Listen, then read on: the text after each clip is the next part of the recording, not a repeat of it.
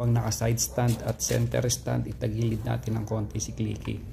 Katapos ay tanggalin natin yung cover, yung pagsasalina natin mamaya ng oil, bago natin luwagan yung tornilyo sa ilalim, yung drain plug, katapat lang ng radiator. Yan, pihitin natin pakaliwa. Ngayon di pa yan tutulo lang yan pag idiniretso na natin mula sa pagkakatagilid yung ating motor.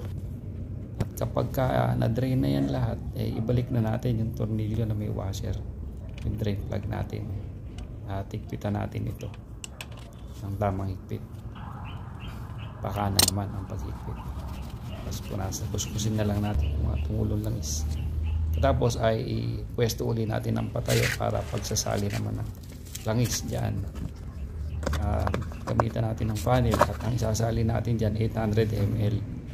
Ngayon may matitirang 200 ml dyan sa bote na yan. Checkin nyo na lang dyan sa may bandang gilid, mapapansin nyo. Takpan na natin kapag nasalina na. Patayos na yan guys.